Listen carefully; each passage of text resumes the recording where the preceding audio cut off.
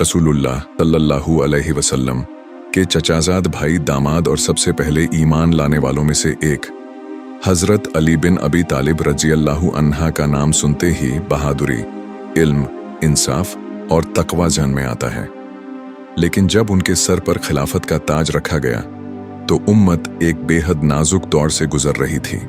हजरत उस्मान रज़ियल्लाहु अन्हा की शहादत के बाद मदीना में अफरा तफरी मच गई थी।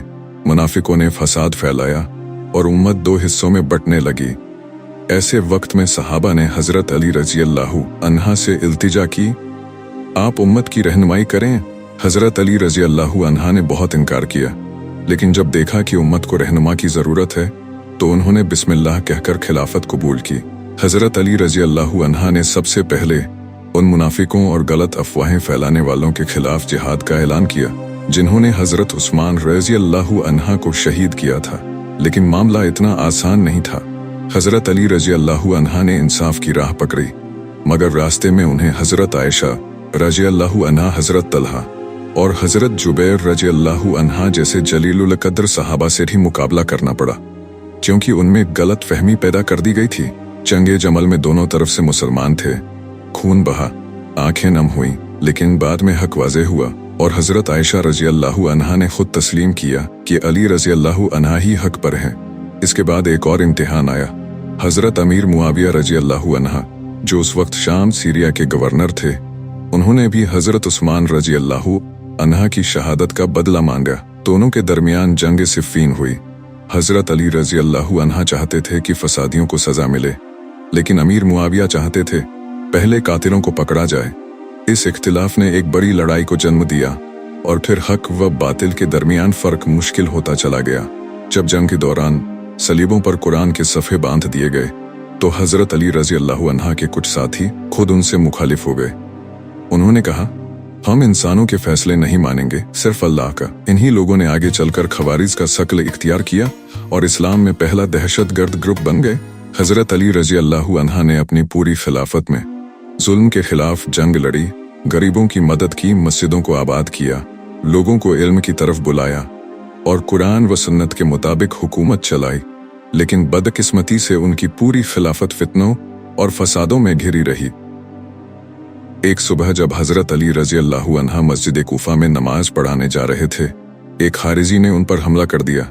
जहर में बुझी तलवार से हमला हुआ और हजरत अली रज़ियल्लाहु अन्हा ने शहादत पा ली।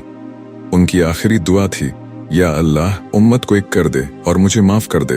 वो इनके दरवाजे थे। उन्होंने कुरान की तफसीर, हदीस और इस्लामी कानून की बुनियाद रखी। उनकी दुआएं, खुतबे और फैसले आज भी इल्म का दरिया है। हक पर चलना आसान नहीं होता।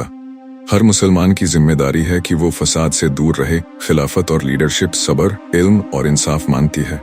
फिरका वारियत और बगावत उम्मत की तबाही है। रमजान का महीना था। कूफा की फिजा में एक अजीब सी खामोशी थी। तारीख थी 19 रमजान और रात के सन्नाटे में एक बुजुर्ग शख्स उठता है। चेहरे पर नूर, माथे पर सजदों का निशान और आंखों में उस दुनिया की झलक जहां हर हक परस्त को सुकून मिलता है। वो थे हजरत अली इब्न अबी तालिब रज़ियल्लाहु अन्हु, शेर खुदा, बाबुलीर नबी के दामाद, उम्मत के खलीफा। उस रात अली रज़ियल्लाहु अन्हा नींद बार बार टूट रही थी। उन्होंने फरमाया, ए दिल, लगता है अब इस दुनिया से जुदाई का वक्त आ गया है। जैसे ही अजान का वक्त करीब आया, वो अपने छोटे से घर से निकले। कूफा की गलियों में बस चांदनी थी और उनका साया। हर कदम पर फर्श से एक आवाज आती थी, जैसे जमीन कह रही हो, ए शेर खुदा, आज के बाद तू इस जमीन पर नहीं चलेगा। वो मस्जिद में दाखिल हुए। थोड़ा अंधेरा था, सबको पता नहीं था कि आज सुबह क्या होने वाला है, लेकिन एक शख्स था जो इंतजार में था। इब्ने मुल्जिम नाम का एक शख्स, नफरत, फितना और जहर से भरा हुआ। उसके हाथ में तलवार थी जिस पर जहर लगाया गया था। अली रज़ियल्लाहु अन्हा ने अजान दी, नमाज शुरू की, सजदे में गए और उसी वक्त इब्ने मुल्जिम ने छलांग लगाई, जोर से तलवार का वार किया। सिर पर खून फूट पड़ा। मस्जिद की फजा चीख उठी। खलीफाए वक्त को शहीद कर दिया गया। लहू में भीगे हजरत अली रज़ियल्लाहु अन्हा ने सर उठाया और बस इतना कहा, काबा के रब की कसम, मैं कामयाब हो गया। फिर मुस्कुराए, क्योंकि अली जानते थे सजदे में मौत मिलना क्या होता है। उन्हें घर लाया गया। हजरत हसन, हजरत हुसैन और अहले बैत दौड़ते हुए आए। उनकी आंखों में आंसू थे, दिलों में सन्नाटा। हजरत उम्मे कुलसूम उनके पास बैठी थीं। अली रजी अल्लाहु अन्हा ने उनका हाथ पकड़ा और धीरे से कहा, बेटी सब्र करो, ये दुनिया फानी है। जख्म के साथ साथ जहर पूरे जिस्म में फैलता जा रहा था, मगर सब्र और रजा का आलम यह था कि अली रजी अल्लाहु अन्हा बस जिक्र इलाही करते रहे।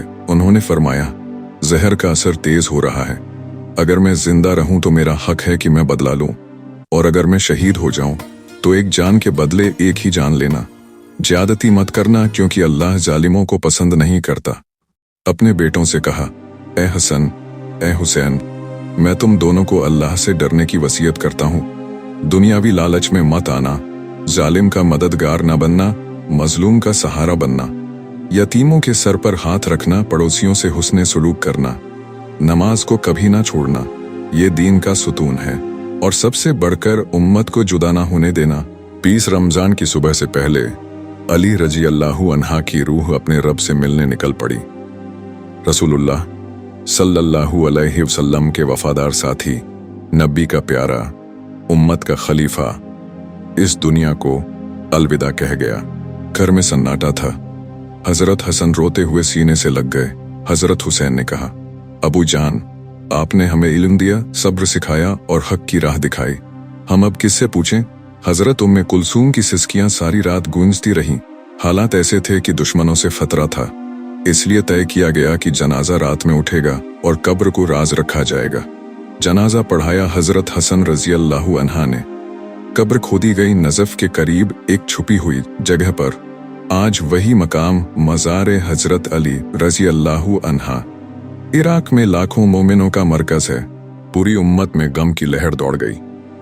हजरत अब्दुल्लाह इब्न मसूद ने फरमाया, इल्म चला गया, हिकमत उठ गई और दिलों का शेर चला गया।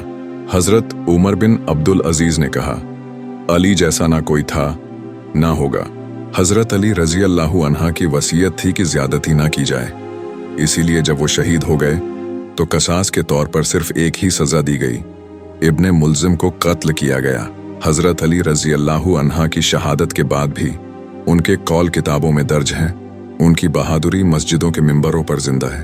उनका इल्म हदीस और फिक्ह की किताबों में चमकता है और उनका नाम मोमिनों की दुआओं में शामिल है।